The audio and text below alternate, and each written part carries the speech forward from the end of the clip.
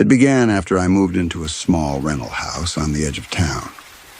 It was a quiet place, surrounded by leafless trees and a yard full of dead grass that crunched under my boots every morning. The landlord had said it used to belong to an old man who passed away the previous winter. I didn't think much of it. People die all the time, especially alone. The first few weeks were fine. I worked from home, kept to myself, and actually liked the stillness. But once November came, that stillness started to feel wrong. It wasn't peaceful anymore. It was too quiet. I'd catch myself holding my breath sometimes, realizing that not even the wind was moving. Then the small things began. I'd leave the living room light on before bed and find it off in the morning, or I'd wake up with my bedroom door half open, even though I always shut it completely. Once or twice, I told myself I must have forgotten, but that excuse only worked for so long. One night, I woke up feeling like someone had been staring at me. You know that sensation? When your body somehow knows you're not alone? My room was dim, lit only by the faint orange glow from a street lamp outside. I didn't see anything at first, but the air felt different. Colder, heavier. I tried to shake it off, to roll over and go back to sleep. But then I heard the floorboard creak in the hallway. Just once. Just enough to make my chest tighten. I waited, every muscle frozen, listening for another sound. Nothing. Not even a breath. In the morning, I checked the hallway. Nothing seemed out of place except for one thing. The small rug near the door was turned over. I couldn't explain that. It's not something you trip over easily. And I definitely didn't move it. I tried to ignore it, convincing myself maybe the old wooden floors shifted or something. That night, I left my bedroom door open a little, thinking maybe I was psyching myself out by keeping it closed. Around 2 a.m., I woke up again. My throat was dry, my heart beating way too fast for someone who had just been asleep. The air smelled faintly like damp wood and something else, something metallic. I sat up, half expecting to see a shadow or hear footsteps again, but the house was silent, completely. Then I noticed it. The air felt warmer by the foot of my bed, like someone had just been standing there. I reached for my phone to check the time, and for a split second, my screen's reflection caught something, a faint outline in the corner near the door. When I turned to look, it was gone. I didn't sleep after that. I just lay there until sunrise, eyes open, trying to convince myself that my tired brain was seeing things that weren't there. But deep down, I knew something had changed in that house. And the worst part? It was only the first week of November. After that night, I started noticing patterns. Every evening around the same time, between 2 and 3 in the morning, the air in the house would shift. It wasn't a sound, not a movement, but a presence. The kind that makes the hairs on your arms rise without knowing why. I'd be reading or half asleep, and suddenly the stillness would deepen, like the house itself was holding its breath. I told myself it was the temperature drop, maybe the wood contracting in the cold. But that explanation only worked until I started hearing my own name. It began faintly, so faint I thought it was my mind filling in the silence. Once, while brushing my teeth, I heard it from the hallway. My name, whispered so softly it felt more like it passed through me than around me. I froze, toothbrush still in my mouth, foam dripping onto the sink. When I turned off the faucet, it was gone. No one there, no echo. Just my reflection staring back at me, pale and uncertain. That night, I left the lights on in every room. I sat in the living room, blanket over my shoulders, trying to read, but I couldn't focus. The shadows seemed to move differently under the warm yellow light, stretching across the walls like they had weight. I felt stupid, sitting there afraid of an empty house, but the fear had a logic of its own. It made sense in the moment. Around 3, I felt the temperature drop. My breath came out visible in thin, uneven clouds. I glanced at the window, no frost, no draft. Then I noticed the reflection in the glass. It wasn't mine. Just for an instant, there was someone else standing behind me, out of focus, taller than me by a head. The reflection blinked, and then it was gone. My body reacted before my mind did. I grabbed my keys, ran out the door, and sat in my car with the engine running. My hands were shaking so hard I could barely hold the steering wheel. I stared at the house, half expecting to see movement inside, but nothing happened. Just the dim porch light flickering weakly, and the feeling that someone was watching me through the darkened windows. I didn't go back inside until morning. When I finally did, everything was exactly as I'd left it. Lights still on, book open, blanket on the couch. But the smell was different again. That metallic scent was stronger now, like rust or old blood. I started to wonder if the stories about the old man were true. The landlord had only said he'd passed away, but the neighbor mentioned something else once. Something about how no one had found him for days, how they only realized he was gone when they saw the light in his living room, burning non-stop through November nights. I wanted to ask more, but I didn't. I just started sleeping less, keeping busy, pretending I was fine.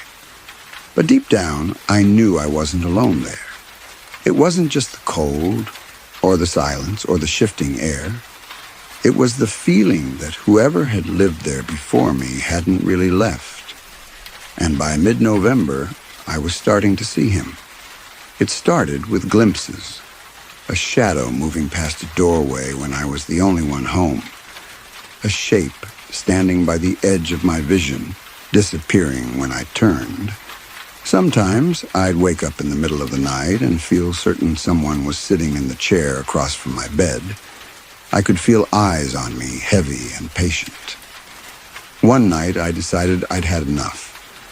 I told myself I'd confront whatever it was, ghost, memory, or just my mind unraveling. I set my phone to record video, propped it on the nightstand, and left the bedroom light dim. I told myself I'd sleep, and if something was really there, the camera would prove it. But I didn't sleep. I lay still, pretending to breathe evenly. The air felt thick again, pressing down on my chest. I could hear the faint hum of electricity from the lamp, and underneath it, a softer sound, almost like the house itself breathing. Time moved strangely. I don't know how long I stayed like that, but at some point I felt the mattress shift, just slightly, as if someone had sat down beside me. My heartbeat went wild, and I forced myself not to move. I could sense warmth near my shoulder, human warmth, and then a faint exhale brushed against my neck. I turned on the light instantly. The space beside me was empty, but the blanket was pressed down in a clear human shape. The air smelled sharp, like iron and old wood. I grabbed my phone with trembling hands.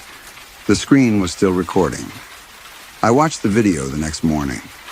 At first, there was nothing, just me lying still, the quiet hum of the room. Then, around 2:57, the corner of the frame darkened, as though someone had stepped into view. Slowly a figure formed, tall, thin, motionless. Its face wasn't clear. It looked smudged, like static trying to take shape. The camera flickered once, and when it cleared, the figure was gone. But the imprint on the bed appeared exactly when I'd felt the weight beside me. I left the house that day, packed what I could fit into my car, and drove to a friend's place 2 towns over. I told her I was feeling sick, that I just needed a few days away. I didn't tell her what really happened. When I came back the following week to return the keys, the landlord met me outside. He seemed almost relieved to see me leave. Before I could hand the keys over, he said something that's stayed with me ever since. He said, "You stayed longer than anyone else." I didn't ask what he meant. I didn't want to know. That night, I slept in my new apartment for the first time. It was smaller, brighter, and full of city noise, cars, voices, life. But just as I was about to fall asleep, my phone buzzed on the nightstand. It was a notification from the cloud storage I'd set up for that recording in the old house. A new upload. The file name was the same one as before, but with the date changed. November the 12th. I hadn't opened that folder since I left. When I played the video, it started just like the first one. Same dim lighting, same quiet. Only this time, I wasn't in the frame. The camera faced an empty bed. For a few seconds, nothing happened. Then, slowly, the mattress pressed down again, right where I used to sleep. And from the corner of the screen, a blurred shape began to move toward the camera. That was the last time I ever looked at it. I deleted the file, threw the phone away, and told myself it was over. But sometimes, late at night, when November rolls around again, I still feel the air shift. The same cold, heavy air, as if that thing is still waiting for me to come back. And part of me thinks, it never stopped watching. Story 2. This happened 2 years ago in early November when the nights started getting colder and the air smelled faintly of rain and burning leaves. I'd just moved into a small basement apartment after a breakup, trying to start over. It wasn't much, just a single room, a kitchen, and a tiny bathroom. But it was quiet, and that's all I wanted. The first week went by without a problem. I worked late shifts at a cafe, came home past midnight, made tea, and listened to the muffled sounds of my upstairs neighbors moving around. Sometimes I could hear their footsteps through the ceiling or the soft hum of their TV.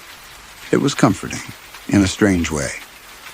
It made the place feel less empty. But then, right after the second week of November began, I started hearing other sounds. Faint ones from the far corner of the apartment near the water heater. It was like someone shifting their weight slowly or dragging fabric across the floor. I told myself it was probably the pipes expanding or the sound of the old heater itself. The noise never lasted long, but it came at the same time every night, around 2:30 a.m. The air would feel heavier when it started, almost humid. And I could smell something faintly sour, like wet earth. I tried ignoring it. Told myself I was just tired from work. One night, I stayed up later than usual watching a movie on my laptop. Around 2 o'clock, I heard a soft creak from the corner. My eyes went straight to that dark spot near the water heater. Nothing there, just shadows. I turned up the volume, trying not to think about it. Then I realized something. My upstairs neighbors weren't home. I remembered seeing them leave earlier with suitcases. They were gone for the weekend. The usual noises above me, footsteps, chairs scraping, were completely absent. The silence pressed down on me like a weight. I muted the laptop and sat still. The heater made its usual low hum. Then came that faint sound again, just behind it, like fabric dragging. My chest tightened. I turned on the light, half expecting to see an animal or a puddle or something I could explain. But the corner was empty. That night, I slept with the light on. The next morning, when I woke up, I noticed something that made my stomach twist. The heater's metal door was slightly open. I never touched that thing. It freaked me out enough just being near it. But the small latch was unhooked, and the panel was cracked open, just enough to show darkness inside. I closed it gently and went to work, trying not to think about it. But that night, the noise came again. Louder, longer, and this time I thought I heard something else behind it. A faint, uneven breathing, as if someone was trying to match mine. I turned the light on again, slowly, afraid of what I might see. There was nothing there. Still, I couldn't shake the feeling that something had shifted in that room. The air was colder now. The corners looked darker. That was the night I decided I needed to figure out what was happening. The following evening, I came home earlier than usual. The sun had already disappeared behind the buildings, leaving the apartment dim and shadowed. I didn't turn the lights on right away. I wanted to listen, just to see if I could catch that sound again before it started. For a while, there was nothing, just the faint hum of the refrigerator and the slow drip from the kitchen sink. I almost felt relieved, thinking maybe whatever it was had stopped. But when the clock hit 2:30, I felt the change immediately. The temperature dropped, just slightly, but enough that I could see my breath when I exhaled. The air thickened, heavy with that same earthy smell. I stayed perfectly still on the couch. My heart was beating so hard it made my chest ache. From the corner by the heater came a low shift of sound, like someone moving carefully, trying not to be heard. I watched the panel, waiting for any sign of movement. Nothing. The silence stretched out until my pulse felt louder than the room itself. I forced myself to speak, my voice cracking a little. "Is someone there?" It came out weaker than I intended, more like a whisper than a question. No answer. Just that slow, damp smell filling the air again. And when I finally gathered the courage to move, I walked toward the heater, one step at a time. The old floor groaned beneath me. My fingers trembled as I reached for the latch. It felt cold, colder than metal should feel inside a heated room. I unhooked it and pulled the panel open. Nothing. Just the dark interior, a few pipes, and the faint smell of rust. I stared into it for a long moment, waiting for something to make sense. Then, just before I closed it, I noticed something that made my stomach turn. There were scratches on the inside of the metal door, thin, deep grooves, like something had been clawing at it from within. I stepped back, heart pounding, every part of me screaming to leave the apartment. But instead, I shut the panel, latched it, and forced myself to breathe. I told myself it must have been rats, or maybe the previous tenant had damaged it somehow. That had to be it. The next few nights, I barely slept. Every creak, every shift of air made me flinch. The sound by the heater stopped for a while, but the feeling of being watched didn't. I'd catch myself glancing toward the corner again and again, half expecting to see someone standing there. Then, one night near the end of November, I woke up suddenly. No sound, no reason, just a wave of dread that hit me so hard I couldn't move. My eyes adjusted to the darkness, and that's when I saw it. The heater's panel door was open again, wide open. The smell in the room was worse than ever, damp, metallic, almost like rot. I sat there frozen, my breathing shallow, every muscle locked. For a second, I thought I saw movement near the panel, a slight shift, like the air itself was folding. And then something crawled out. It didn't make a sound. It didn't even move fast. Just a slow, deliberate shape pulling itself forward, as if it had been waiting for me to wake up.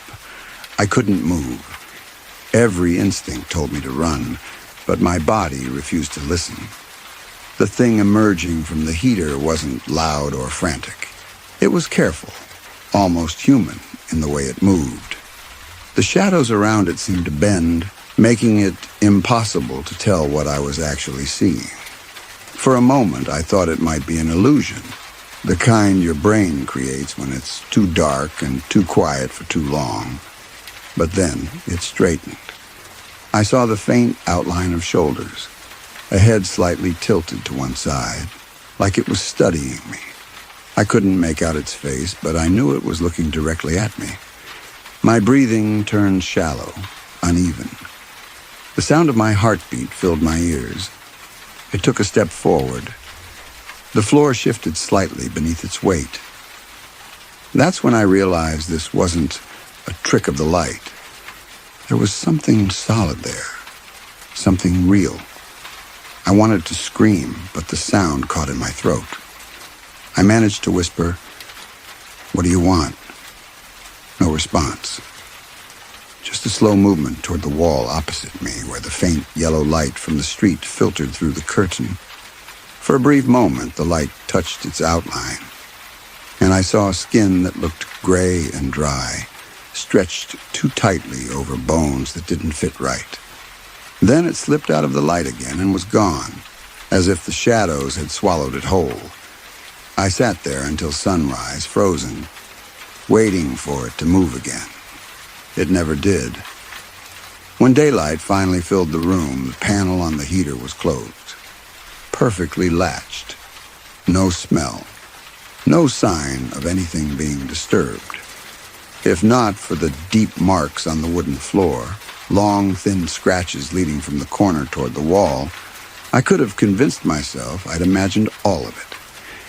I packed my things that same day and left the apartment. I didn't even tell the landlord why. I just said I couldn't stay another night. A few weeks later, out of some mix of fear and curiosity, I searched the building's address online. Buried deep in old posts and property listings, I found a short article from years ago. It mentioned a man who'd rented that same basement unit in late autumn. He'd gone missing in November. The only thing they found when they checked the apartment was his phone on the floor, recording hours of quiet footage. Most of it was normal. But near the end, the article said, the camera showed the water heater's panel slowly opening on its own. I wish I hadn't read that part. Now, every year when November comes, I start to feel that same heavy air again. Sometimes late at night, when the house goes still, I catch the faint smell of damp earth drifting through the vents. I moved 3 times since then, but that smell always finds me around this time of year. And sometimes, only for a moment, I think I can hear something breathing softly from inside the walls, waiting for me to notice it again. I try not to look. I try not to listen, because deep down, I'm afraid that if I ever open whatever door it's behind, it won't go back in this time. Story 3. I was staying alone in a house that belonged to my aunt, a small wooden place outside of town. She'd asked me to look after it while she was visiting family overseas. I thought it would be peaceful. No traffic, no noise, no stress. Just me, a few books, and a chance to get my life back in order. The first few days were calm. The wind moved through the dry trees, the floors creaked when the house settled, and the air smelled faintly of pine and smoke from distant chimneys. It felt like the kind of silence you could sink into. But then November came in full, and that silence started to feel wrong. It wasn't just quiet anymore, it was empty. I realized I could go entire hours without hearing anything at all. No birds, no passing cars, not even wind some nights. Just this heavy stillness pressing against the windows. I brushed it off at first, told myself it was the isolation. But one night, while reading in the living room, I heard something faint, like someone slowly walking across the hallway. I froze. The sound wasn't rushed or loud, but deliberate, steady, and too heavy to be from the house settling. When I got up to check, the hallway was dark, the air colder than before. I stood there for a moment, listening. The sound had stopped. I turned on the light, half expecting to see something, an open door, an animal, anything. But there was nothing there. After that, I started noticing small changes. A chair slightly turned away from the table. My coat, which I always hung on the same hook, lying folded across the couch one morning. And the smell, this faint, damp scent that seemed to cling to the hallway whenever I walked through it, like soil after rain. I tried to rationalize everything. I even checked the doors and windows for drafts. thinking maybe the cold air was warping the wood or shifting things. But deep down, I knew that wasn't it. Something else was in that house. Something that wanted me to know it was there. On the seventh night, I woke up suddenly. No noise, no movement, just that feeling, that deep instinct that I wasn't alone. My heart was pounding before I even sat up. The air felt thick, like it had weight.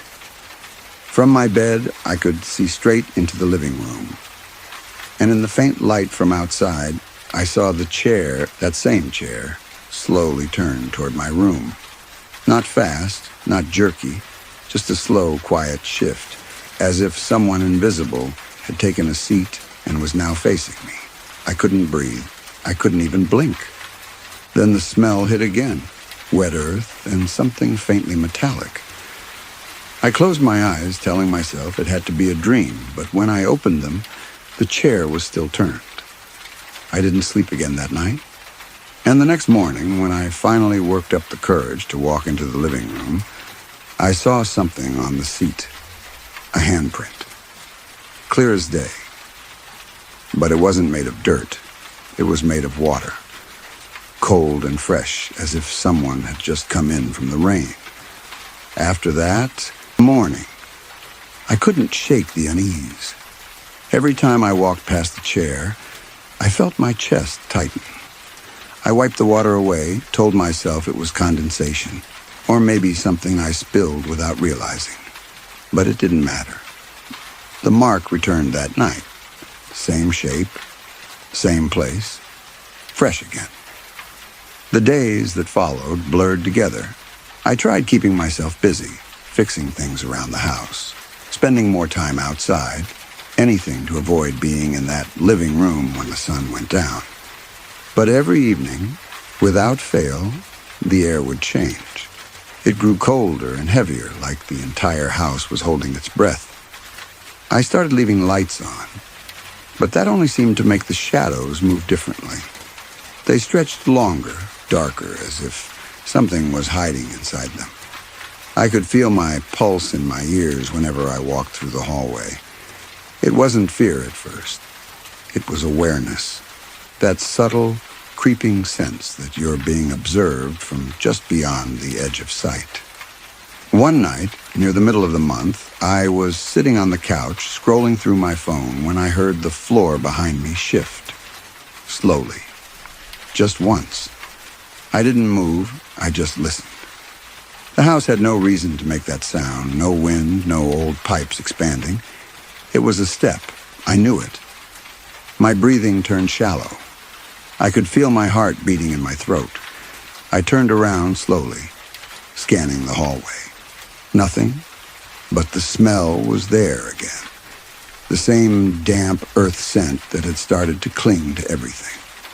I stayed awake until dawn. When the sun came up, I decided I couldn't keep pretending it was just the house. I searched every corner, opened every door, even checked the crawl space beneath the stairs. It was empty, but the ground beneath the floorboards looked freshly disturbed. That day I called my aunt overseas and asked if she'd ever experienced anything strange in the house. There was a pause before she answered. Then she said quietly, "November's always been strange there. Just try to keep the doors locked and don't leave anything by the windows." She didn't explain what she meant, and I didn't ask. By then, I'd started sleeping in the smallest room of the house, the one farthest from the hallway. I moved my things in, closed the door tight, and left a lamp on the floor beside the bed. For 2 nights, it was quiet again. No sound, no movement. Then came the 3rd night. I woke up with a start, gasping like I'd been underwater. The room was freezing. My breath came out in short bursts, white in the air. And though the door was closed, I heard the slow creak of the floorboards outside, steady, unhurried, one step at a time, moving closer. The steps stopped right outside the door. I could feel it. The presence, the weight of it pressing through the wood. My entire body went tense. I didn't dare move, didn't dare speak. I just listened. heart hammering so hard it made my chest ache. Minutes passed. Then the faint sound of breathing, deep and uneven, right on the other side. I reached out slowly for the lamp switch, but before I could touch it, the light flickered once on its own, as if something had brushed past the cord, and then the handle of the door turned. The handle moved only a little, just enough for the latch to click. I held my breath, waiting for the door to open, but it didn't.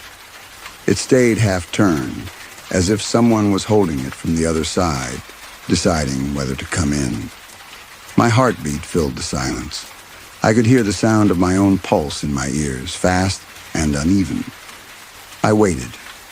Every second stretched until it felt like minutes. Finally, the handle eased back into place, slow and deliberate, and the pressure in the air began to lift. I stayed frozen in bed until the first light of morning slipped under the door. When I finally stood up, my legs were shaking so badly I had to hold onto the wall. I opened the door just enough to peek outside. The hallway was empty, but something had changed. The air smelled damp again, stronger than before, and the wooden floor near the doorway was darker, as if it had been wet.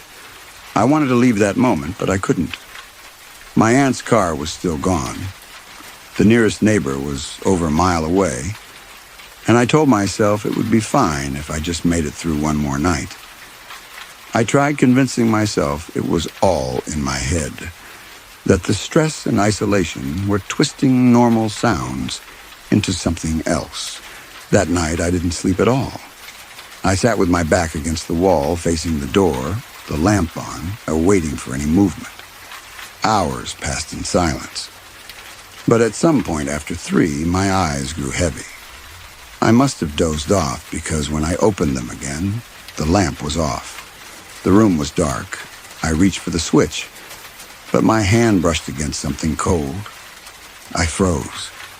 It wasn't the lamp. It was something damp. I pulled my hand back and saw, even in the faint moonlight from the window, a streak of wetness across my palm. The smell of earth filled the room. I turned the lamp on.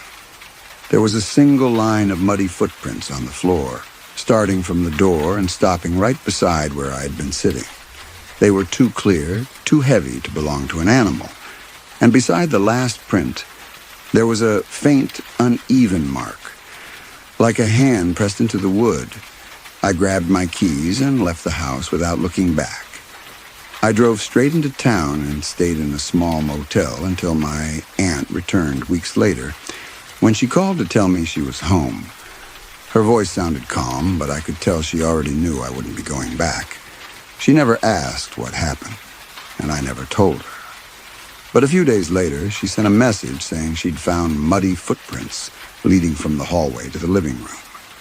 She ended it with one sentence that still sits in my mind every November. Don't worry. It happens every year, right around the middle of the month. You just noticed it sooner than most. Sometimes when the air turns cold and still again, I catch that same smell, wet earth, faint and sour. And I remember how quiet that house was, how the air seemed to listen. I tell myself it's just memory, that it can't follow me. But every November, I wake up around the same time, with the same cold air in my lungs, and each year, it feels like something is getting a little closer to finding where I moved. Story 4. This happened 3 years ago, in the middle of November. I don't talk about it much anymore because every time I do, I start to feel that same coldness I felt back then. The kind that creeps under your skin and stays there long after the moment is over. I was house-sitting for an old coworker. She and her husband were visiting family up north for 2 weeks and needed someone to feed their cats and water the plants. The place was an old single-story house on the edge of town. Quiet, surrounded by trees that always looked half dead even before winter hit. The first few nights were fine. Peaceful even. I'd get off work, drive there, feed the cats, and stay the night. The house had this steady hum from the heater that filled the silence just enough to make it feel lived in. But on the fifth night, the air inside felt different when I walked in. It was cold, not normal cold, but heavy, damp, almost like the air in a basement after a flood. The cats were hiding under the couch, their eyes wide, tails tucked. I remember trying to coax them out, but they wouldn't move. They just stared at the hallway behind me. I told myself it was nothing. Maybe a draft. Maybe the heater had kicked off. I went to the thermostat. It was on, humming quietly. The temperature read 22 degrees, but it didn't feel like it. My breath came out faint and white. I turned on all the lights and went room to room, checking windows and doors. Everything was locked. Everything exactly where I'd left it. Still, the atmosphere didn't feel right. You know that feeling when you can sense someone standing behind you, even when you're alone? That's what it was like the entire night. Later, as I tried to sleep, I kept hearing soft movements, not footsteps, but something shifting against the wooden floor, slow and deliberate, as though someone was testing how quietly they could move. I held my breath, staring into the dim light spilling through the hallway. Nothing moved, but the sound didn't stop. It just faded away like whoever or whatever it was had simply decided to stop making noise. I barely slept. When I did drift off, I dreamed of standing in that hallway, the walls covered in frost, and something behind me whispering words I couldn't understand. In the morning, the frost was real, thin trails of it across the inside of the window by the kitchen, faint but visible, like a hand had pressed against the glass during the night. I wiped it away, told myself it had to be from the cold weather outside. But something about it bothered me, the shape of the marks. They weren't from fingers. They were long, curved, uneven. That night, I left the hallway light on. I wish I hadn't. That hallway light should have made me feel safer, but instead it did the opposite. With the light on, every shadow seemed to move differently, stretching and twisting each time I blinked. I kept telling myself it was my eyes adjusting, that I was just tired. But deep down, I knew something was wrong with that house. Around midnight, I heard the heater turn off again. The sound faded, leaving the silence so thick it almost rang in my ears. I could hear my own breathing, slow but shaky. The cats were still under the couch, eyes reflecting the faint glow from the hallway. I sat up on the couch and stared at the thermostat across the room. The numbers were flickering, like the screen couldn't decide what temperature it wanted to show. I got up and walked toward it, trying to steady my breathing. The floor creaked under each step, soft and uneven. Halfway there, I felt it again. That same sense of someone standing right behind me. My chest tightened, and for a moment I couldn't move. I didn't turn around. I just stood there, staring at the wall, feeling the air shift ever so slightly against the back of my neck. When I finally found the courage to move, I stepped forward and reached the thermostat. It read 17 degrees. My hand hovered over the button, but before I could press it, I noticed something in the reflection of the glass display. A faint shape behind me. Not clear enough to see details, just the outline of something taller than me, standing completely still. I froze. My mind went blank except for one thought. Don't move. I don't know how long I stood there. It could have been seconds or minutes. When I finally dared to turn, there was nothing there. Just the hallway, empty, silent but colder than before. I went back to the couch, grabbed my phone, and turned on some music, just something to fill the air. But the moment I pressed play, the sound distorted. The music started slowing down, warping like an old cassette tape, until it turned into this low, broken hum. My stomach twisted. I turned it off immediately. The cats still hadn't moved. One of them was trembling. That's when I noticed its fur standing straight up, its eyes locked on the ceiling above me. I followed its gaze slowly. The ceiling was plain, just faint cracks in the paint, but I swear I could hear something faint through it. Like breathing. Slow. Shallow. I grabbed my bag and decided to sleep in my car for the night. I left every light on in that house before I stepped out. As I closed the door, I looked through the window once more and saw the hallway light flicker off by itself. I slept in my car just a few meters from the front porch, too afraid to drive away, but too terrified to go back inside. The air outside was sharp and cold, the kind that bites through layers of fabric and clings to your lungs. Every time I exhaled, the windows fogged up, and through the haze I could see that one window, the one facing the hallway. The light inside had turned off, but every few minutes it would flash back on for a second, then vanish again. No rhythm, no pattern, just random bursts of light like the house itself was breathing. At some point, I must have dozed off. I remember waking up around 3 a.m. because my car had gone completely cold. My breath fogged thick in front of me. The house was dark now, no lights at all, not even the porch lamp. But then I saw movement behind the window, just a shadow crossing from one side of the hallway to the other. There was no one else supposed to be there. I sat perfectly still, my pulse hammering in my ears. The shadow stopped midway, right at the spot where the thermostat was. It didn't move for a long time. Then slowly, the porch light flickered on by itself, washing the doorway in pale yellow. That's when I realized the front door was slightly open. I told myself I must have left it that way when I ran out, but the thing is, I remembered locking it. I remember turning the latch, hearing it click, even tugging once to make sure. I didn't imagine that. I started the car. The engine coughed awake, and I kept my eyes on the house. Nothing else moved. Just that open door and the faint light spilling from the porch. I drove off without looking back. The next morning, I called my coworker.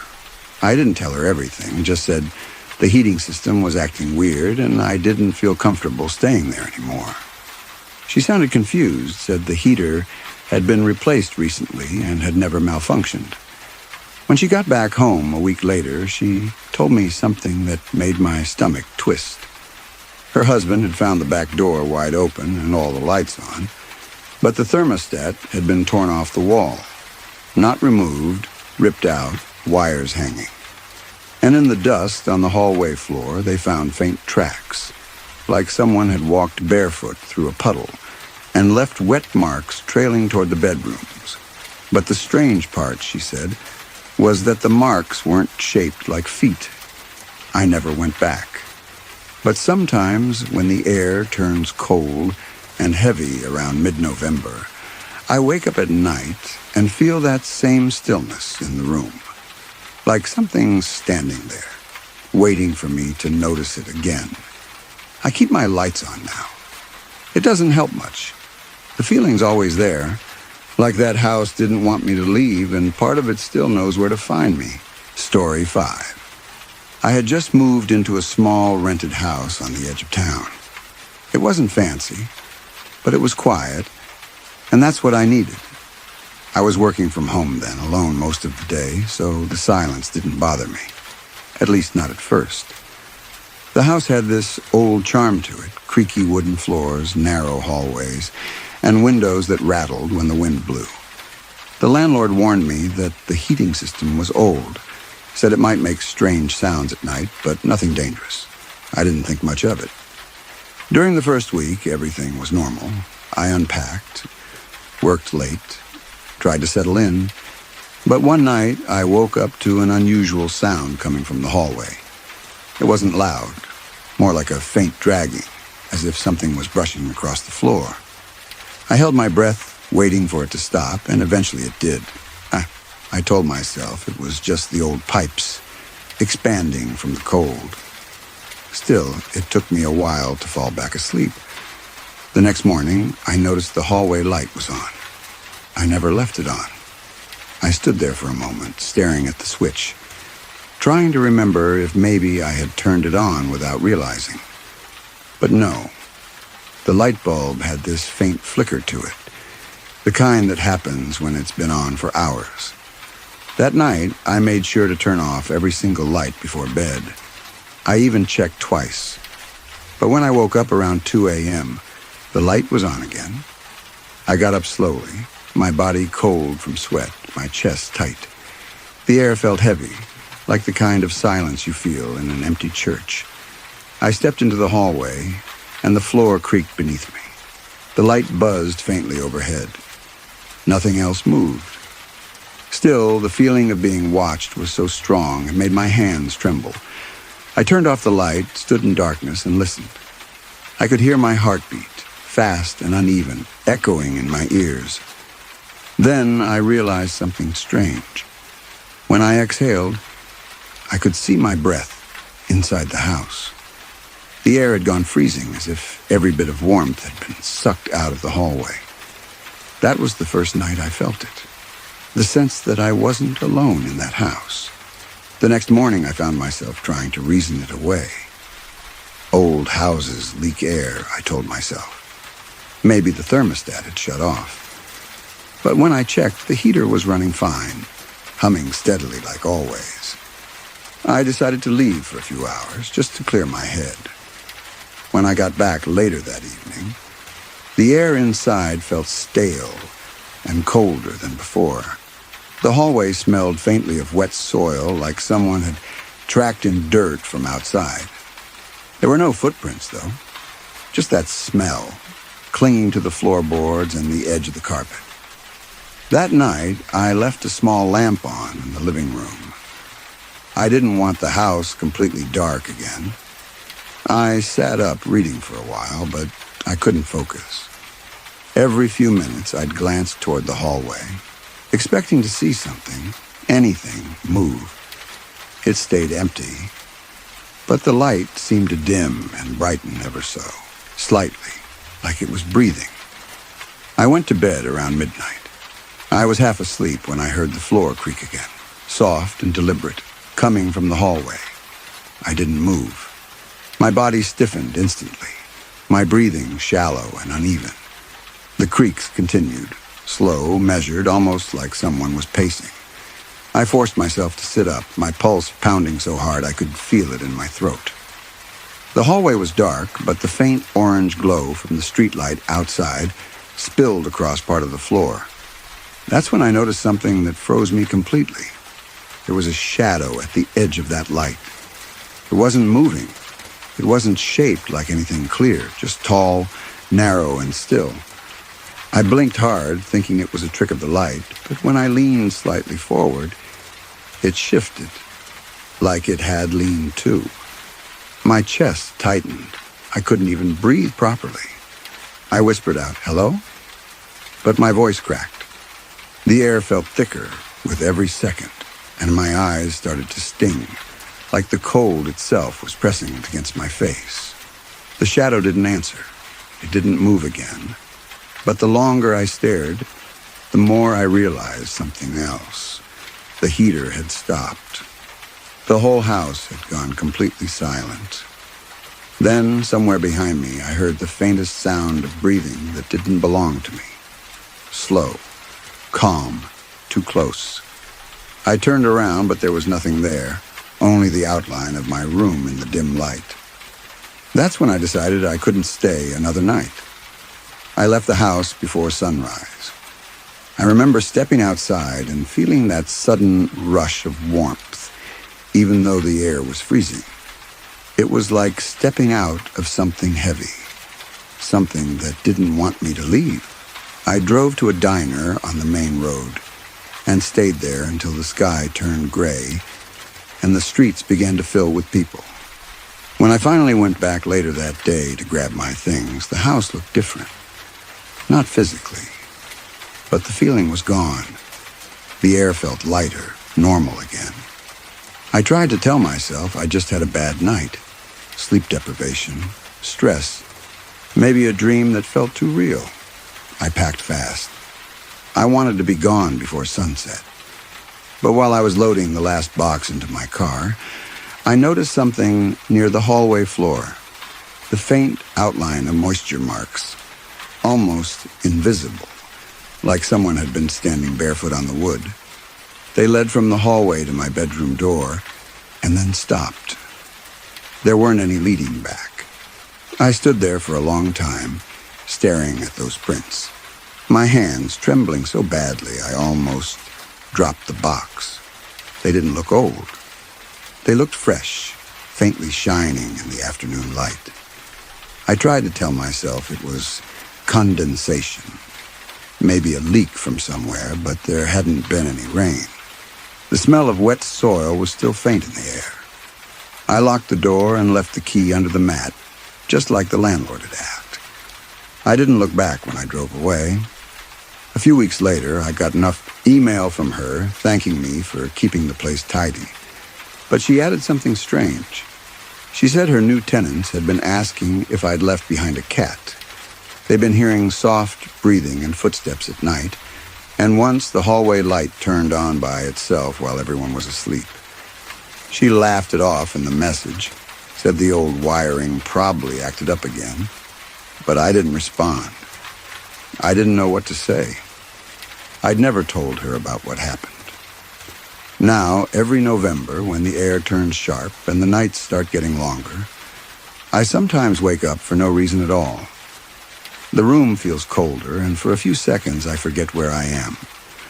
My body tenses, my ears strain for any sound. And sometimes, just for a moment, I think I hear breathing again. Slow, steady, like it's waiting for me to remember that house. Story 6. I'll never forget that November.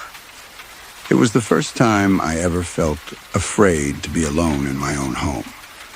Not because of something I saw, but because of something I couldn't explain. Something that felt alive in the quiet, waiting for me to notice it. I was renting this small house on the edge of town back then. It wasn't old or anything, built maybe in the early 2000s, but it had that stillness about it that felt heavy. The kind of silence that makes you aware of every small sound your body makes. It was the first week of November, and the air was already cold enough that my breath fogged when I spoke inside the house. The heater worked, but barely. At night, I used to wrap myself in blankets, listening to the faint hum of the refrigerator, just to remind myself I wasn't completely alone. It started with something small. I'd come home from work and find the hallway light turned on, even though I was sure I'd turned it off that morning. Then one evening, I noticed my bedroom window cracked open, though I hadn't touched it in weeks. The first few times, I blamed myself. Maybe I'd forgotten. Maybe the wind caught the latch. But then, little things started to feel deliberate. I kept hearing the floorboards shift in the hallway at night. Not loud, just the sound of weight settling, like someone taking a slow step. I'd lie there, eyes wide open, holding my breath, telling myself it was the house contracting in the cold. But deep down, it didn't sound like that. It sounded careful. One night I decided to stay up late just to prove to myself it was nothing. I turned off all the lights except for a lamp beside me, sat on the couch and scrolled aimlessly through my phone. The house was quiet, too quiet. Around midnight, the air seemed to grow heavier, colder, like the temperature had dropped in seconds. My phone screen dimmed and brightened again, even though the battery was fine. I remember sitting perfectly still, listening. That was when I realized I could hear breathing, not mine, but faint, slow and uneven. It seemed to come from the hallway, near my bedroom door. My heart started racing so hard I could feel it in my throat. I told myself It was my imagination. That the mind can make you hear things in silence, but this wasn't that. It had rhythm. It had weight. And it didn't stop. I stood up slowly, gripping my phone like it was a weapon, and whispered a shaky hello. No answer, of course, but the breathing paused. Then the quiet came back, thicker than before. I couldn't move for a good minute. My chest felt tight, my palms damp. When I finally gathered the courage to step toward the hallway, the lamp beside me flickered once and went out. The whole house sank into blackness. I froze, my pulse hammering in my ears. The silence was complete again, too complete. And then, from somewhere inside that darkness, I heard something soft drag across the floor. I didn't sleep that night. I stayed on the couch until morning. Lights on, music playing quietly from my phone, pretending nothing was wrong. But I couldn't shake the feeling that someone, or something, had been standing just out of sight, waiting for me to turn my head. The next evening, when the sun went down early and the November cold pressed against the windows, I decided I needed to find out what was really going on. I came home before sunset that day, determined to look around while there was still light. The place seemed ordinary enough, the same dusty shelves, the same dull hum of the fridge, but there was something off about the air. It smelled faintly metallic, like wet iron. I checked every lock, every window, every closet. Everything was normal, nothing out of place. By the time darkness crept in, the unease had settled deep inside me. I tried to distract myself with a movie, but I couldn't focus. My eyes kept drifting toward the hallway. That shadowed stretch of wood and doorways had started to feel alive. When I finally went to bed, I left the lamp on this time. I told myself I'd sleep better with a bit of light. The sheets felt cold, almost damp, and no matter how many times I flipped my pillow, the feeling of being watched wouldn't fade. My chest rose and fell too fast. I could hear my heartbeat in the quiet. At some point, I must have dozed off because when I opened my eyes again, the light was off. The room was dark except for the faint glow from the street outside filtering through the curtains. I didn't remember turning the lamp off. I sat up slowly, every muscle in my body tight, and tried to listen. There was a sound barely there, like fabric brushing against the wall. I held my breath. It was coming from the corner near the closet.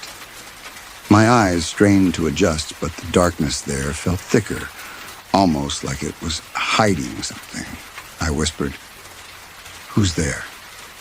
No response. Just the quiet and that strange heaviness that seemed to fill the room again. I couldn't stay still anymore. I reached over for my phone on the nightstand and turned on the flashlight. The beam cut through the dark and landed on the closet door. It was slightly open. Not enough to see inside, but enough that I could see the edge of something dark behind it. My throat went dry. I told myself I'd left it open before, maybe when I checked the windows earlier. But something about the way it stood there, angled just enough to see into the gap, made my skin crawl. I stepped out of bed, still holding the light. The wooden floor felt colder than usual, almost like ice. My breathing sounded too loud, too human in the still air. I reached for the door handle, hesitated, then slowly pulled it open. Nothing.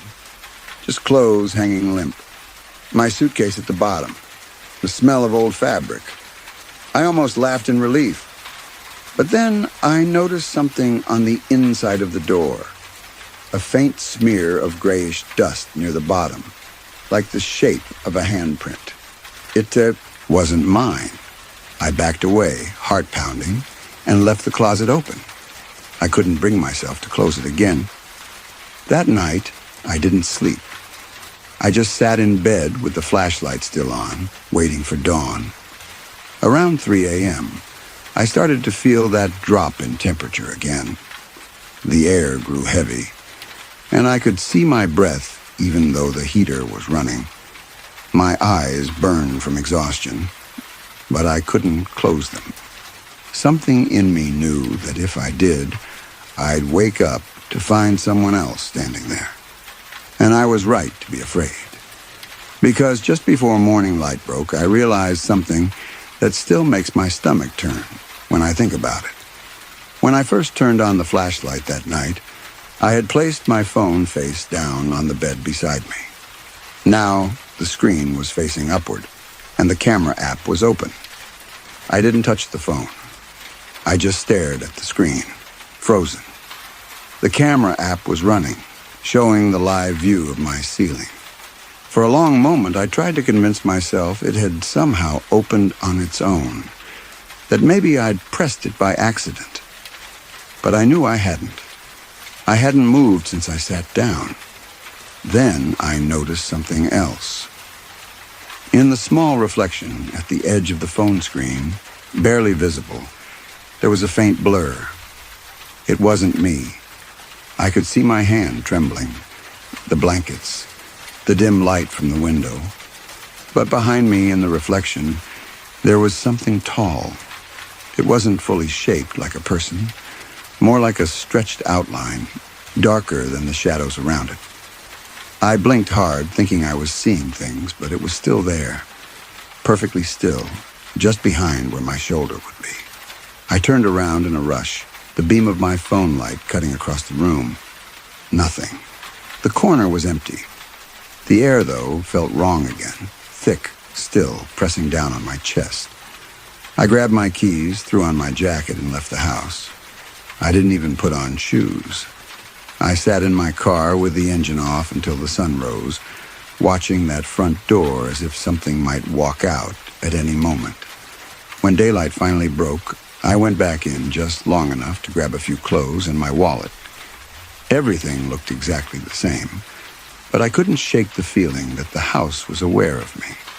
Every creak of the floor felt timed with my steps. Every reflection caught the edge of movement that wasn't really there. Before I left for good, I turned one last time toward the hallway.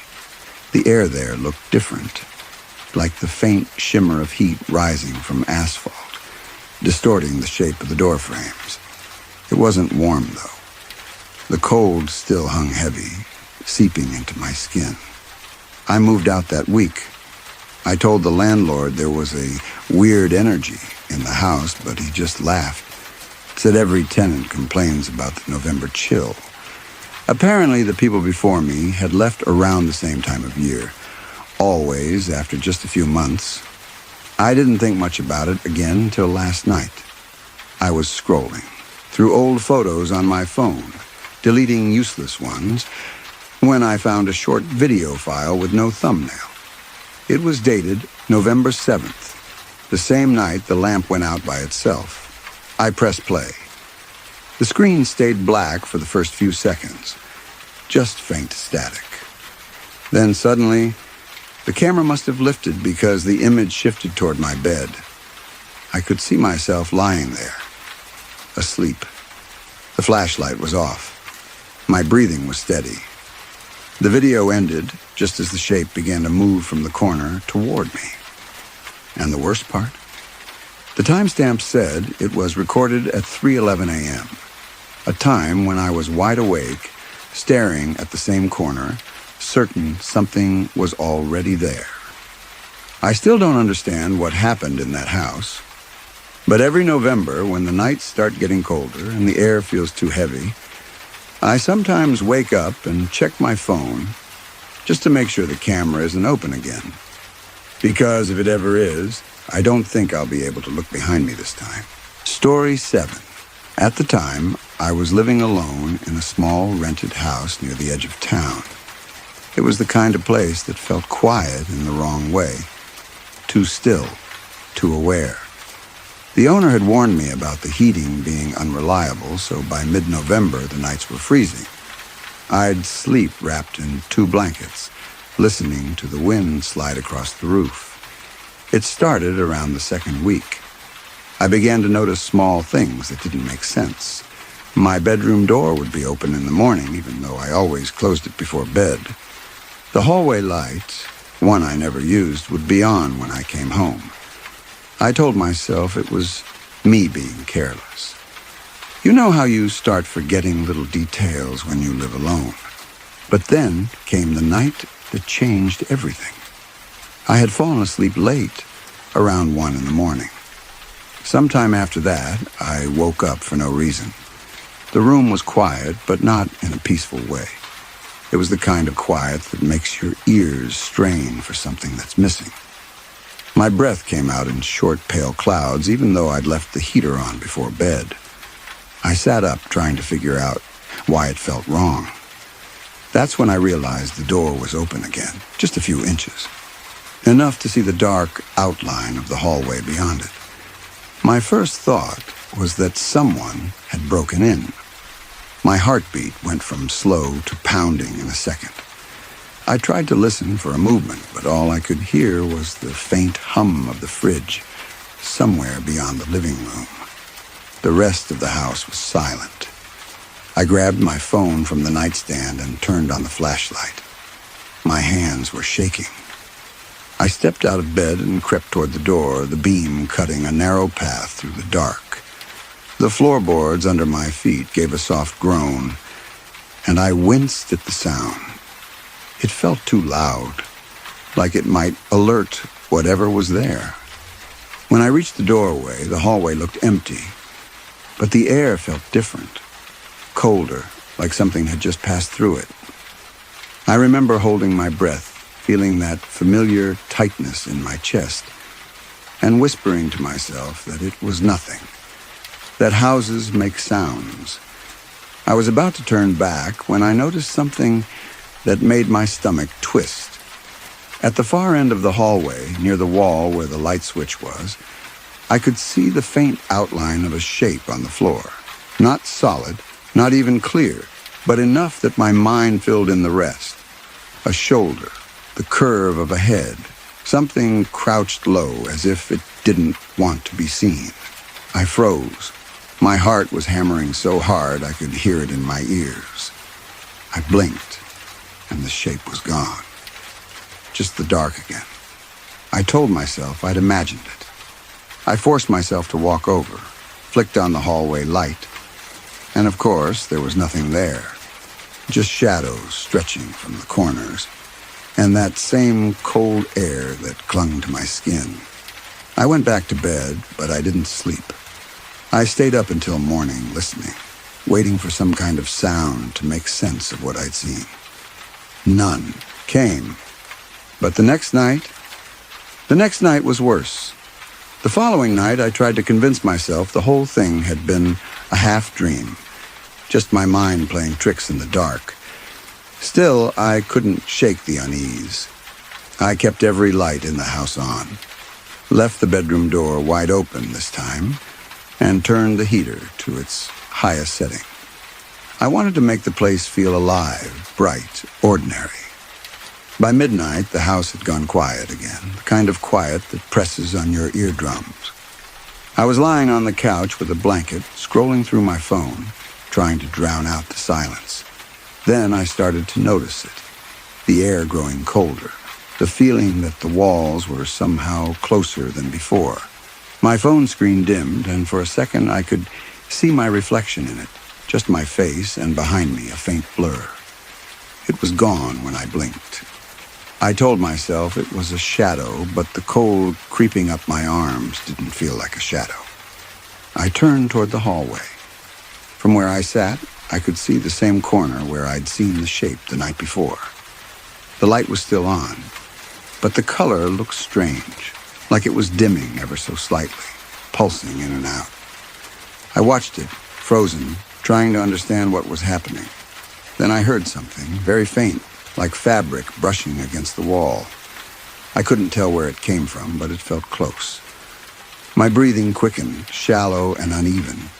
The air in the room was so cold that every exhale left a cloud in front of me. I forced myself to stand. The moment I moved, the light at the end of the hallway flickered and went out completely. I was left in partial darkness, only the weak glow from the living room lamp behind me. The air felt heavy now, pressing against my chest. I took one step forward, then another. My heartbeat was so loud it drowned everything else out. I stopped in the middle of the hallway, staring at the dark end where the light had gone out. My eyes began to adjust, and that's when I saw it again. A shape, the same one, low to the ground, as if crouching. Only this time, it moved. Slow, deliberate, like it was turning toward me. I froze, unable to breathe. My throat felt dry and tight, my pulse thrumming in every vein. The shape didn't come closer, but it didn't disappear either. It just stayed there, half-formed, darker than the shadows around it. I took a single step backward, and the living room light behind me flickered too. The walls seemed to pulse with the rhythm of my heartbeat. Every instinct screamed for me to run, but my body wouldn't obey. Then the silence changed. I didn't hear a sound exactly. It was more like the air shifted, as though something had moved past me, brushing the edges of the space. The temperature dropped even lower. My breath caught in my throat, and I stumbled backward until I hit the wall. I didn't remember getting into bed that night. I only remember waking up at dawn, the lights all on again, the heater humming. Normally, the air warm as if nothing had happened. But my phone was on the coffee table, and when I picked it up, the camera app was open, recording. The recording was almost an hour long. My hands shook as I pressed play. The footage began with the empty living room, just the faint light from the lamp and the edge of the hallway in view. For several minutes, nothing happened. Then, around the 10-minute mark, the shadows in the hallway started to shift. Not move, just thicken, like smoke gathering. I watched, my chest tightening as something darker began to take form. It wasn't clear enough to see a face or shape, but it had weight. It was there. The video went in and out of focus, as if the lens didn't want to capture it. And then I saw myself. I walked into the frame holding my phone, just like I remembered. I froze on screen, staring into that same hallway. And even though I knew exactly what was about to happen, I still felt my pulse climb as if I were back there again. The camera caught it this time. Behind me, near the edge of the couch, the air shimmered. Barely visible, but real. Something stretched and leaned closer, the outline of it rippling like heat. My recorded self never turned around. I just stood there, frozen, staring into the dark ahead, completely unaware that something was inches from my back. At the 40-minute mark, the camera went black, as if it had been covered by a hand. The sound that followed wasn't loud, but it was enough to make my skin crawl. It was the faint sound of breathing, close to the microphone, too close to be mine. I dropped the phone. My throat felt tight, my chest heavy. I didn't want to see more. I deleted the video, grabbed what I could fit into a single bag, and left that morning without looking back. I didn't even turn off the lights. I moved in with a friend across town for a while. I didn't tell him everything, just said I'd had a break-in and didn't feel safe. But even there, even surrounded by people, I never really felt alone again.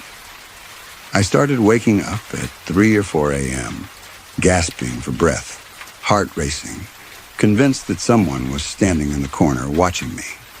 After a few weeks, I forced myself to go back for the rest of my things. It was the end of November by then, gray skies and cold air. The landlord had already listed the house for rent again. Inside, everything looked untouched. No signs of damage, no broken locks. But there was one thing that stopped me cold.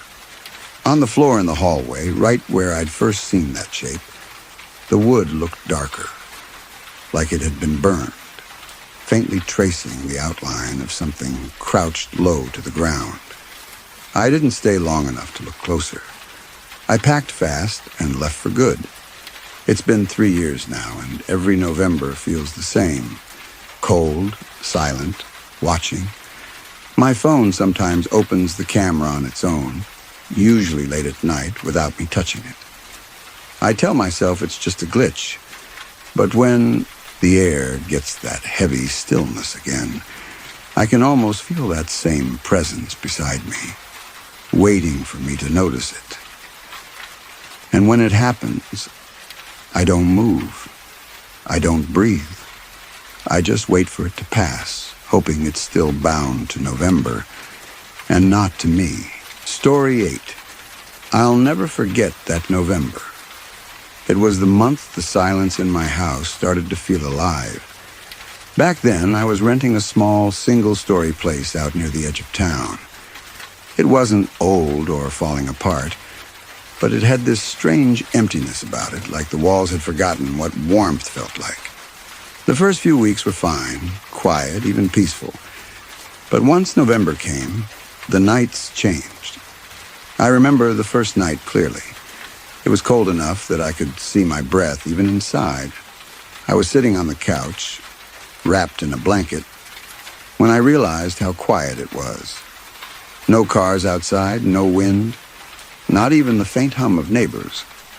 Just a heavy stillness pressing against the walls. Then I heard the floorboards stretch somewhere down the hallway. It wasn't loud, more like a slow, deliberate shift of weight.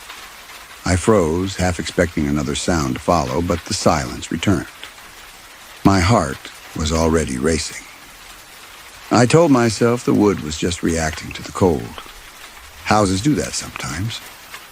That night, when I finally went to bed, I kept the door cracked open.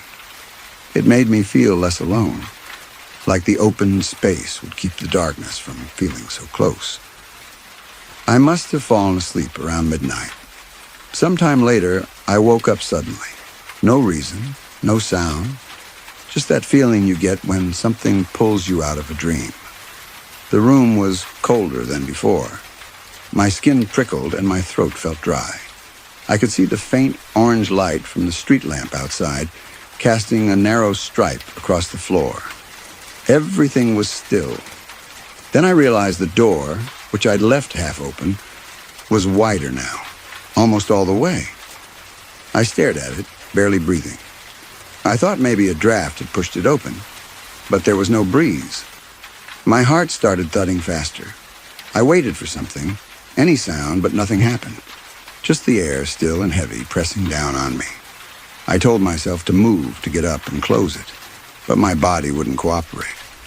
I just lay there, eyes fixed on that empty doorway, feeling the cold creep deeper into the room.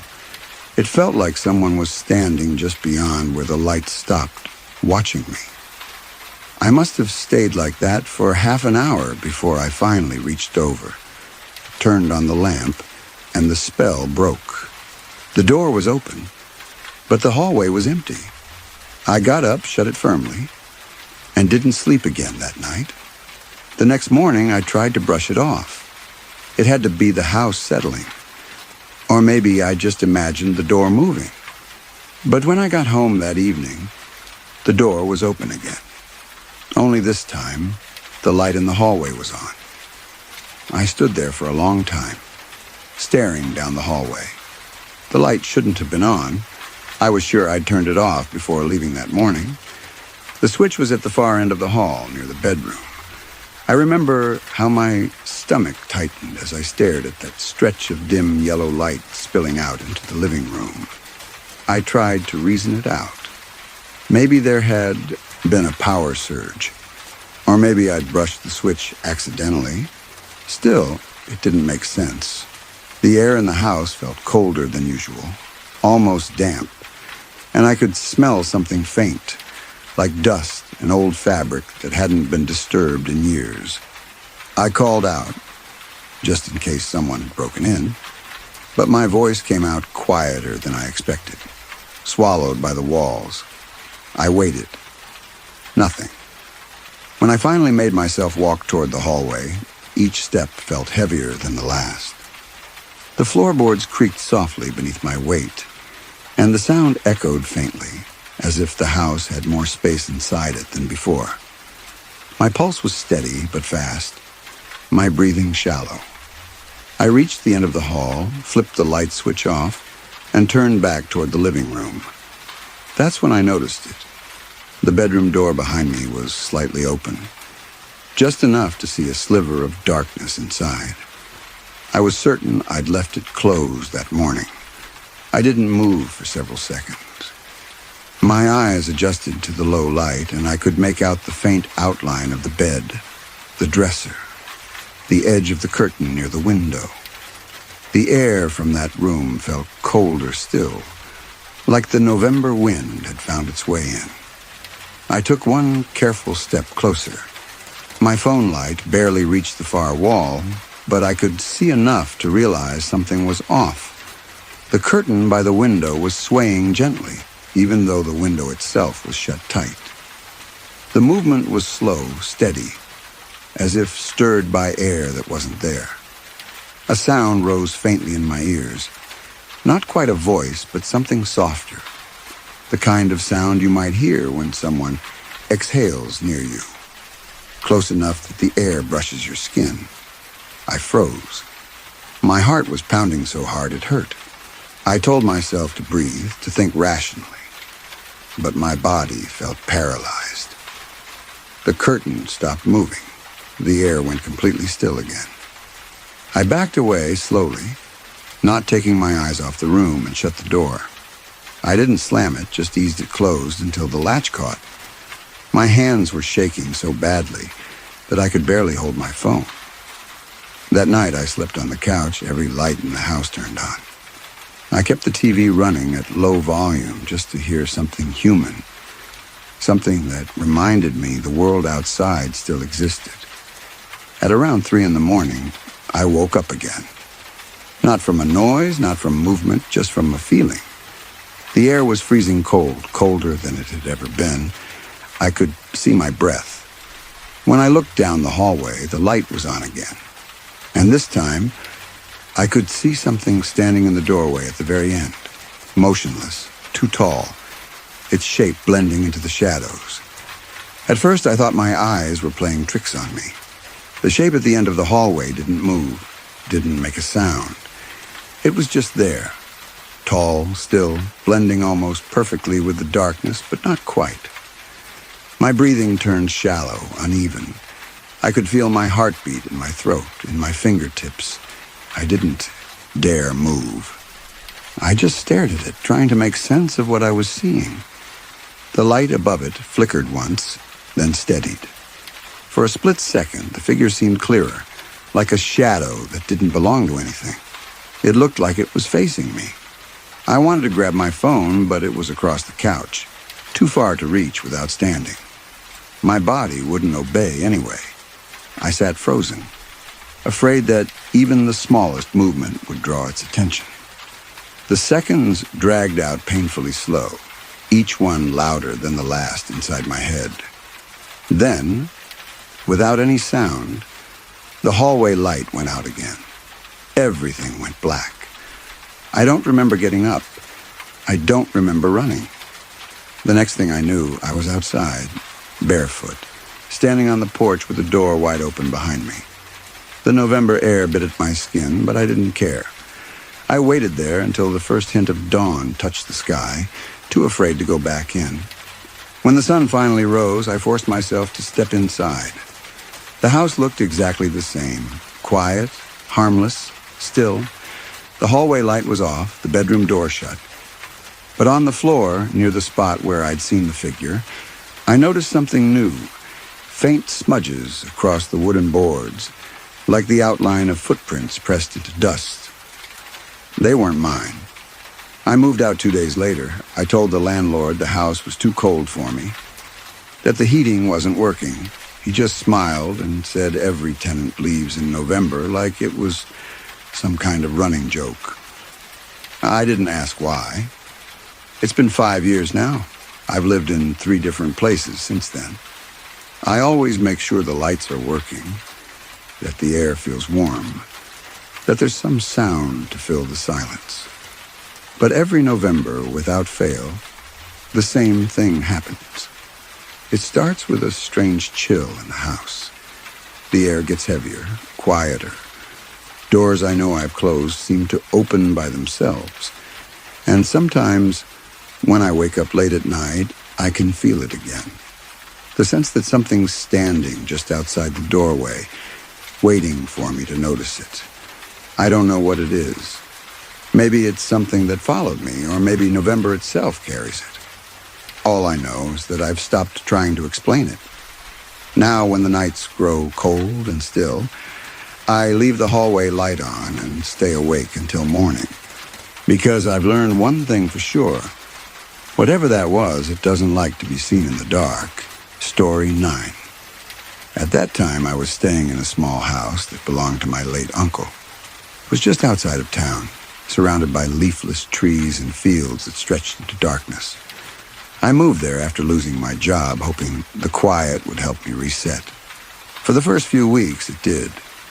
The days were peaceful, and the nights were calm, until the middle of November, when the silence began to feel unnatural.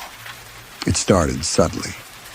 I'd wake up at night and realize the house was too quiet. No hum from the refrigerator, no wind brushing the windows, not even the faint ticking of the old wall clock. It was as if everything had stopped breathing for a moment. Then, slowly, the sounds would return, one by one. At first, I thought it was just my mind playing tricks on me, but it began happening more often. The stillness would fall at random, sometimes for seconds, sometimes for minutes, and every time it did, I'd feel a strange weight in the air, like something unseen had entered the room. One night, I was lying in bed reading on my phone.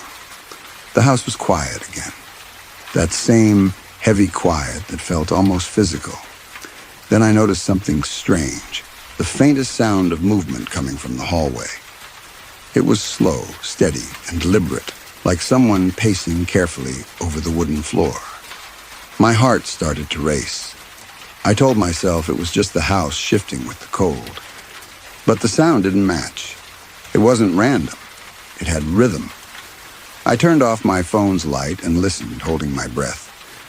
The sound stopped. For a long minute, there was only silence again.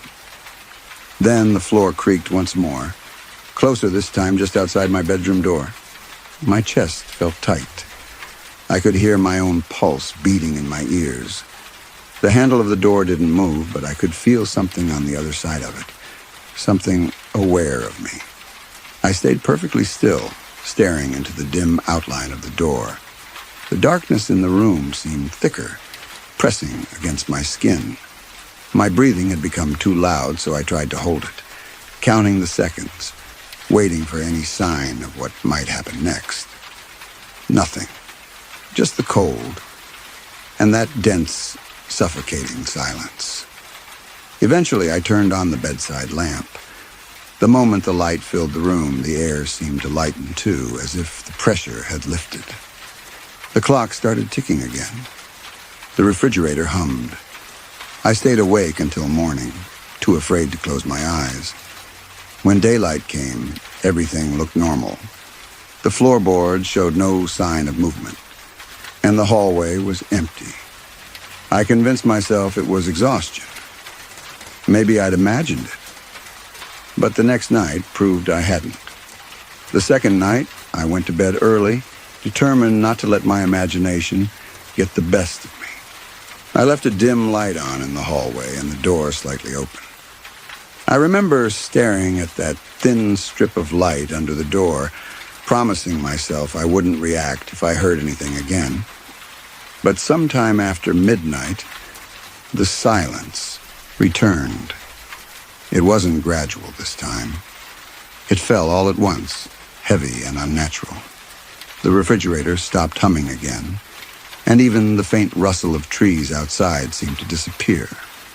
I felt it in my chest first, that same weight pressing down on me as if the air itself had thickened.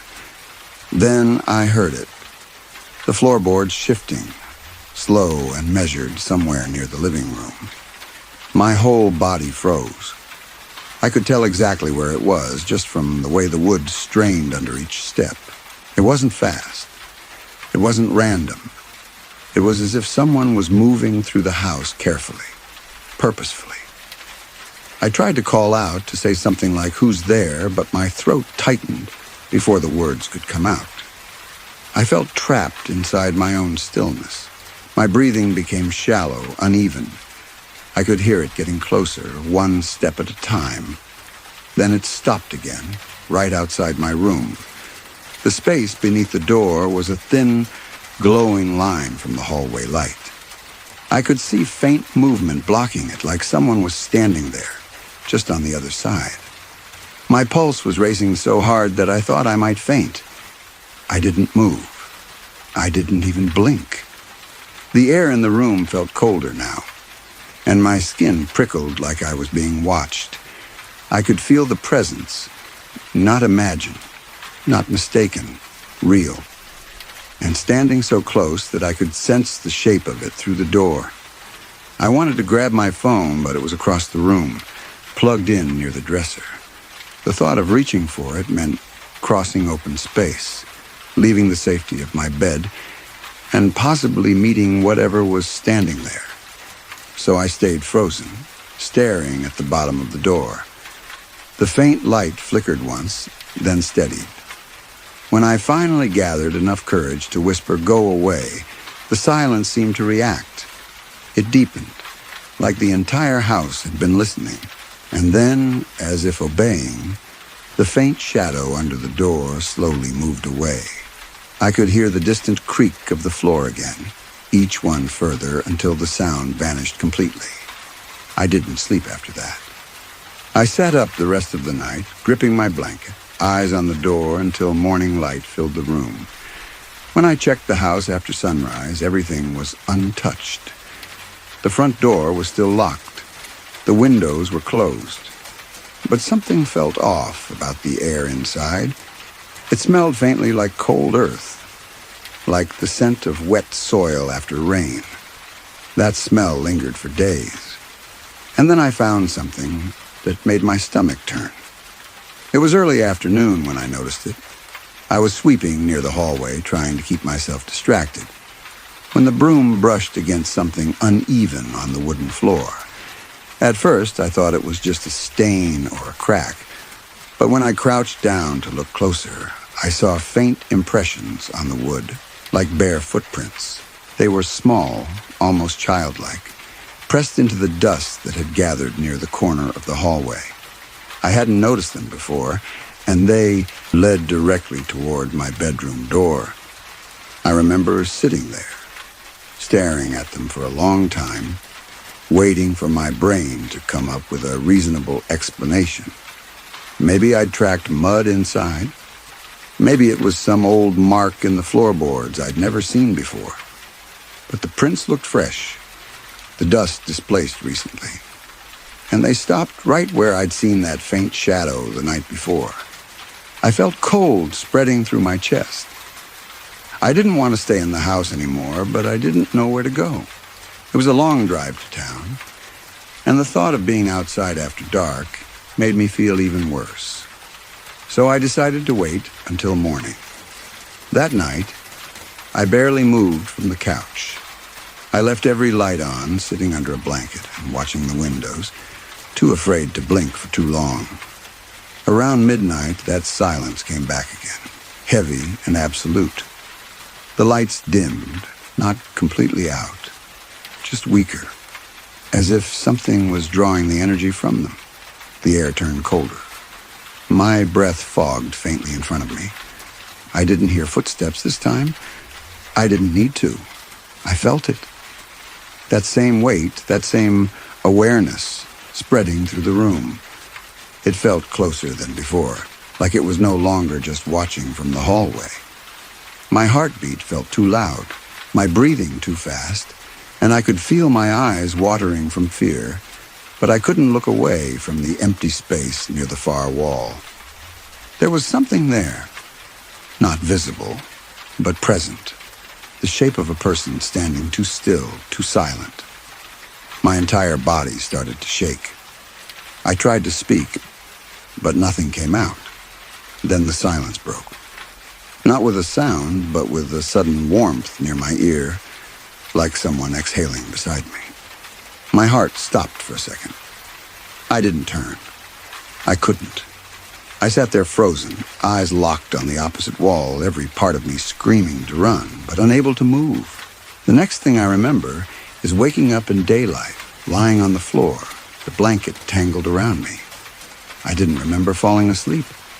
My phone battery was dead, even though it had been plugged in, so the lights were still on, but dimmer somehow, like they'd burned through the night.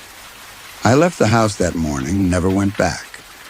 A few weeks later, I drove by to collect the last of my things, but the place looked different, colder, emptier, as if no one had lived there in years.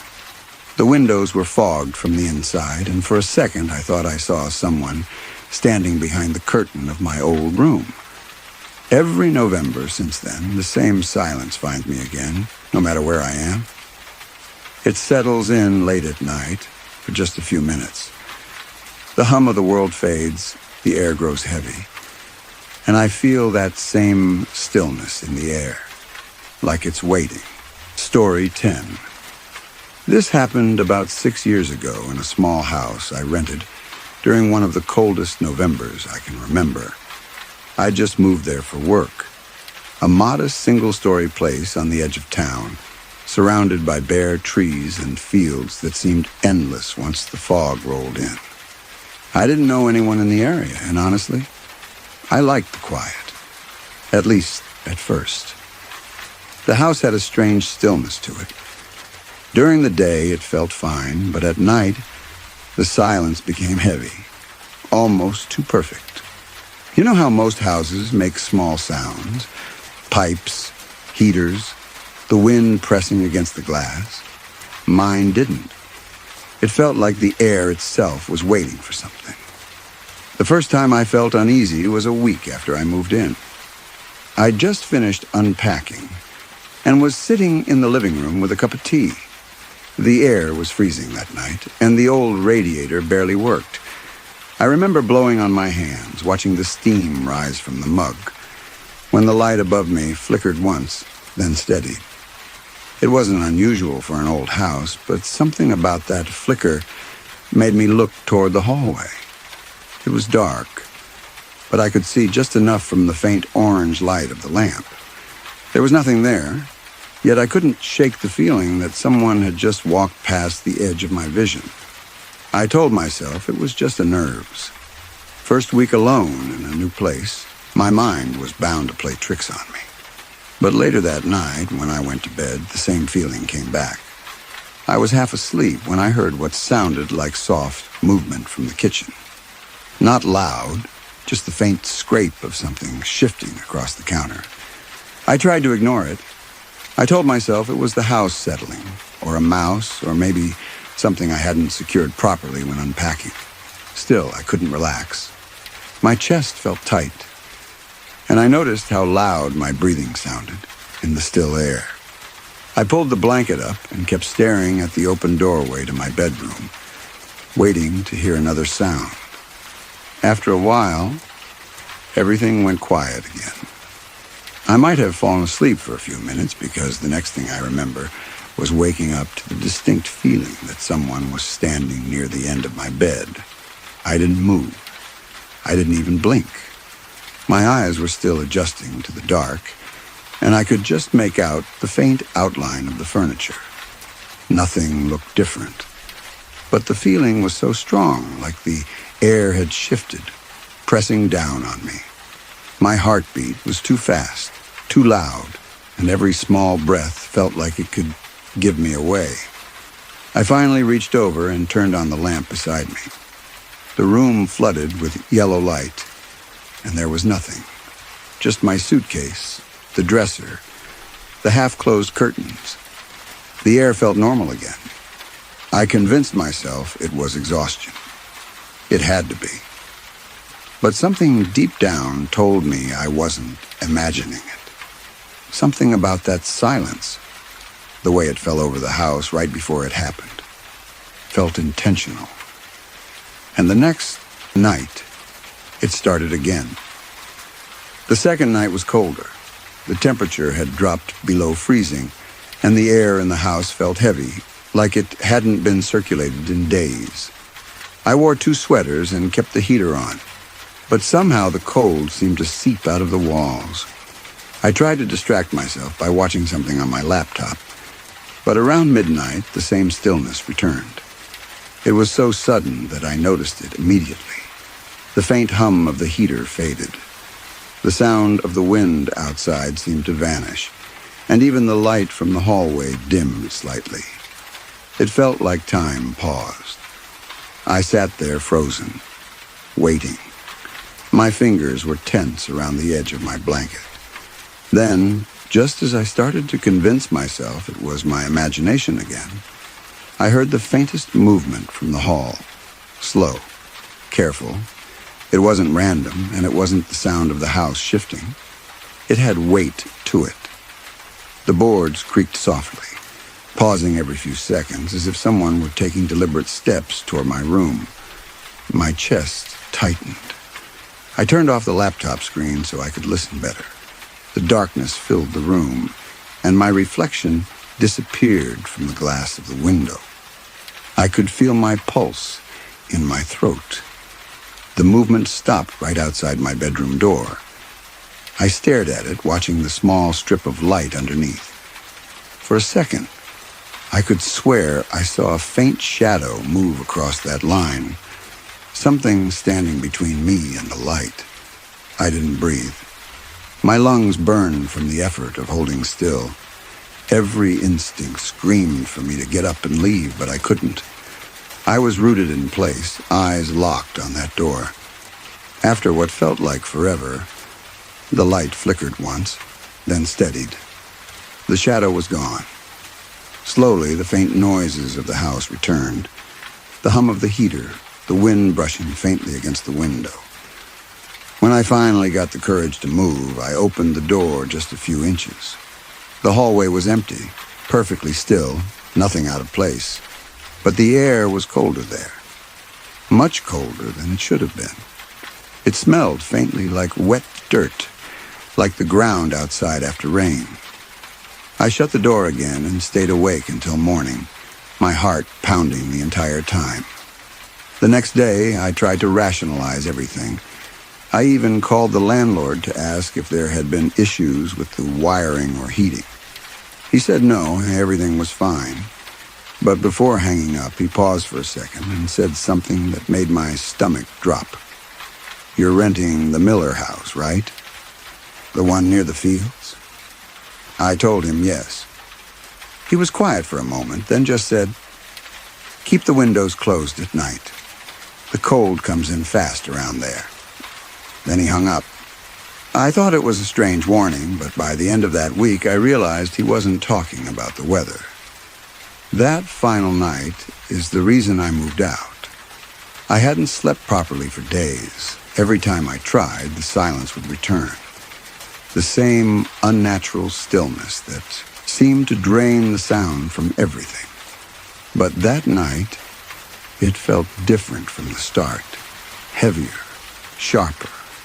I remember lying in bed, fully awake, staring at the ceiling. The air had turned icy again, even though the heater was running. My breath came out in faint clouds, visible in the dim glow from the lamp. Then the hum of the heater stopped completely.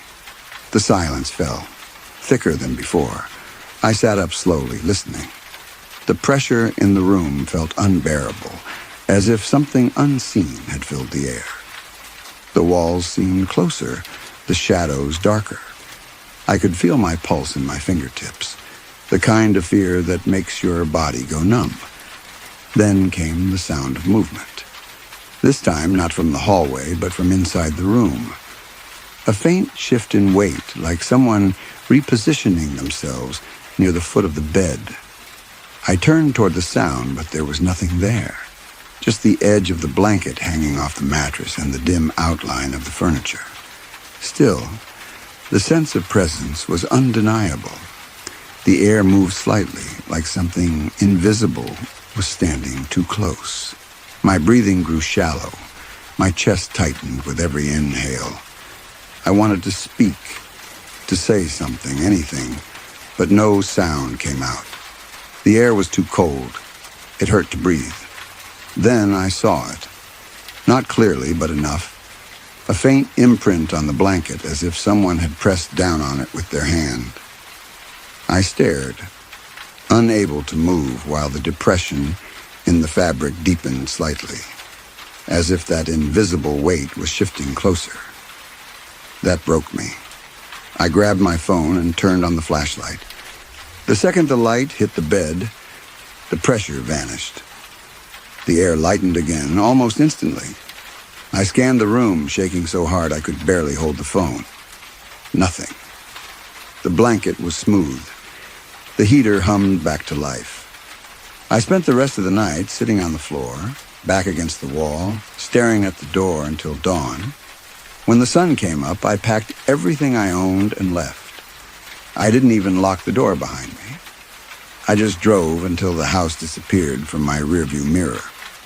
A few weeks later, I stopped by a gas station near that area to return the house keys to my landlord.